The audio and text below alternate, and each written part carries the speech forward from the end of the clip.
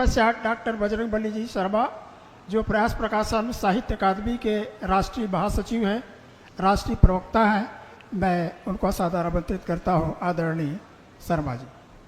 धन्यवाद तिवारी जी। सम्मानित मंच पर उपस्थित अतिथिगण, उपस्थित साहित्यकार बंधुओं एवं बहनों, छीन गई नज़र, छीन गई श्रवण क्षमता हमसे, फिर भी हम चुनौती लड़ने की हिम्मत रखते हैं। छीन गए हाथ, छीन गई चलन क्षमता हमसे, फिर भी रोज पथरीले पथ पर हम चलते हैं। प्रतिभा है गजब की, साहस अदम्य रखते हैं। माना हम दिव्यांग हैं, पर हौसले बुलंद रखते हैं।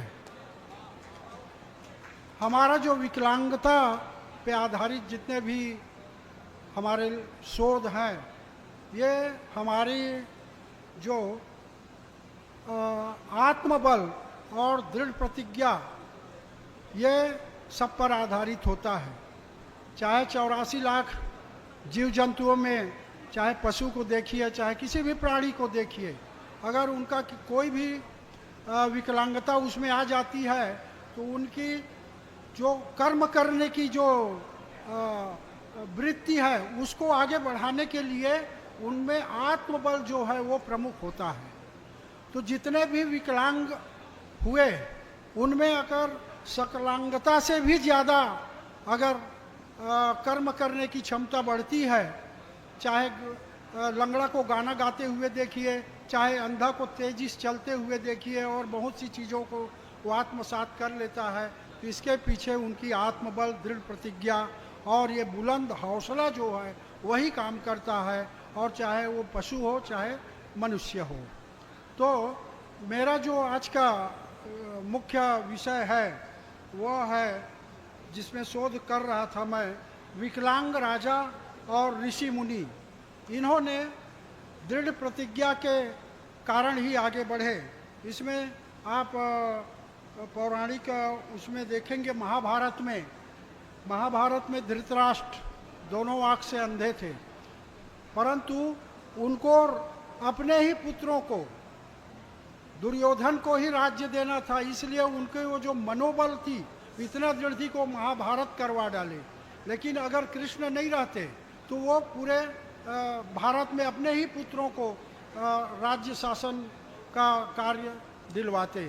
तो इस तरह से दृढ़ प्रतिज्ञा, चाहे किसी भी अंग की विफलता हो, चाहे वो कुछ भी हो, सकलांगता से भी आगे बढ़ने की उसमें साहस आ जाता है। इसी तरह से राणा सांगा एक आँख और एक हाथ से वो अपंग थे, परंतु उसके हौसले इतने बुलंद थे कि अपने पारिवारिक विद्वेष को भी दरकिनार करते हुए अपनी एक सेना बनाकर लोधी वंश से सामना किया, और आखिर में खानवा के युद्ध में वो पराजित हुए, लेकिन उनको जहर देकर मार डाला गया।